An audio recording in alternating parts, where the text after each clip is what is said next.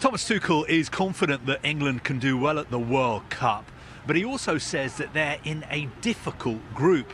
So let's just have a look at their opponents. I think their toughest test will be against Croatia, who have a real pedigree in the World Cup. Of course, they were the highest ranked team in Pot 2, and they did reach the semi-finals of the last World Cup in Qatar when they lost to Argentina.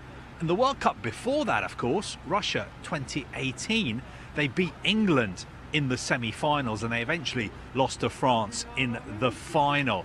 They've been unbeaten in qualifying, and Luka Modric still plays for them. This will be his final World Cup, but England did beat them the last time they faced them in a major tournament. That was in Euro 2020 when they beat them in a group game. England will also be coming up against Panama. With all due respect, that should be a pretty straightforward game. I was in Nizhny Novgorod in Russia in 2018 when England played Panama off the park. They beat them 6-1 with Harry Kane scoring a hat-trick. England will also be coming up against Ghana in the group stages. Now, they've only lost once in qualifying, and they do have some very, very good Premier League players like Mohamed Kudus, who's now at Spurs, and also Bournemouth's Anton Semenyo.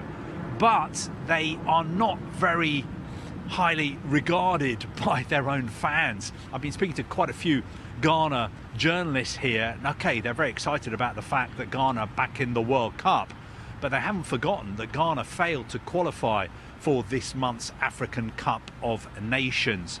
So on paper, it looks like England should get out of this group pretty easily, but then that is when the problems could start, because in the round of 16, they may face Mexico in Mexico City. That would be a very tough test, and potentially, we're really thinking a long way ahead now, but bear with me, potentially they could face Brazil in the quarter-finals, and you don't need me to tell you how difficult that would be.